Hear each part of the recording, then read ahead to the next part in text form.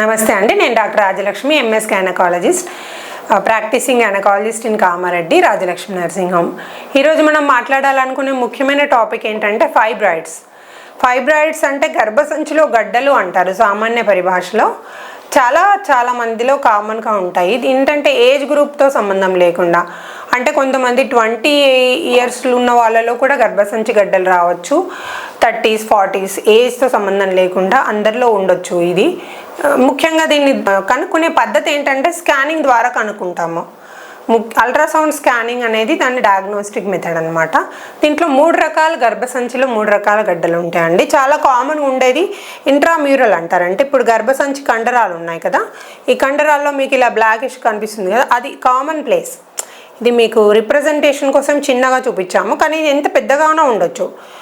3 centimeters 10 centimeters ఉన్న వాళ్ళు కూడా ఉంటారు. అండ్ ఇంకోటి కామన్ సబ్మ్యూకోసల్ అంటారు. అంటే లోపల సైడ్ గర్భసంచి లోపల పొర సైడ్ ఉంటాయి. ఇది ఎక్కువగా ప్రాబ్లమాటిక్ ఉంటాయి, అబార్షన్ కారణం అవుతాయి. లోపల పొర వైపు ఉండేవి అంటే సబ్మ్యూకోసల్ ఫైబ్రాయిడ్స్. ఇంకా కొన్ని ఫైబ్రాయిడ్స్ ఏంటంటే అవుటర్ సైడ్ ఉంటాయి, అంటే ఈ వైపు బయట సైడ్ ఉంటాయి. అవి ఎక్కువగా ప్రాబ్లం చేయవు. సైజును బట్టి ట్రీట్మెంట్ చేసుకోవాల్సి ఉంటుంది. దీనివల్ల వచ్చే ప్రాబ్లమ్స్ ఏంటంటే ముఖ్యంగా టీనేజ్లో ఉన్న పిల్లలు వాళ్ళకంటే హెవీ బ్లీడింగ్ జరగవచ్చు. అండ్ పీరియడ్స్ టైంలో తీవ్రంగా కడుపు నొప్పి రావడము, నడుము నొప్పి, ఇంకా వీక్నెస్. ఇది జనరల్గా కామన్గా 20sలో ఉన్న వాళ్ళకి. అండ్ పెద్దవాళ్ళలో కూడా పిల్లల కోసం ప్రయత్నిస్తున్న వాళ్ళలో, ఇన్ఫర్టిలిటీ వాళ్ళలో కూడా సబ్మ్యూకోసల్ ఫైబ్రాయిడ్స్ ఉన్నప్పుడు ప్రెగ్నెన్సీ రావడంలో, అంటే కన్సీవ్ అవ్వడంలో డిలే అవ్వచ్చు. ఒకవేళ ప్రెగ్నెన్సీ వచ్చినా అబార్షన్స్ జరిగే అవకాశం ఉంది. ఇవన్నీ దృష్టిలో పెట్టుకొని మనం ట్రీట్మెంట్ ప్లాన్ చేసుకోవాల్సి ఉంటుంది.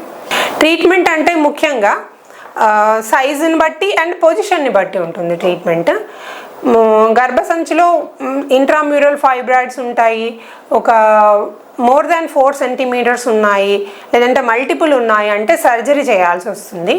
చిన్నగా ఉన్నాయి పర్వాలేదు 3 to 4 centimeters అంటే వాటిని మెడికల్గా మెడిసిన్స్తో వాటిని కంట్రోల్ చేయవచ్చు లక్షణాలని.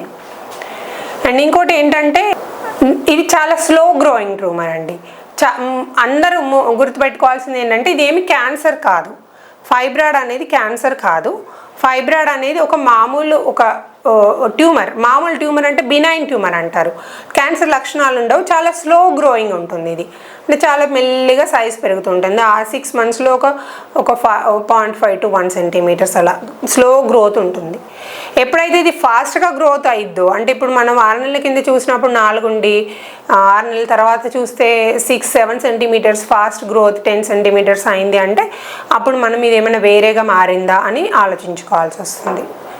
కంపల్సరీ దీనికి గైనకాలజిస్ట్ ఎక్స్పర్ట్ కన్సల్టేషన్ తీసుకొని ట్రీట్మెంట్ ప్లాన్ చేయాలి.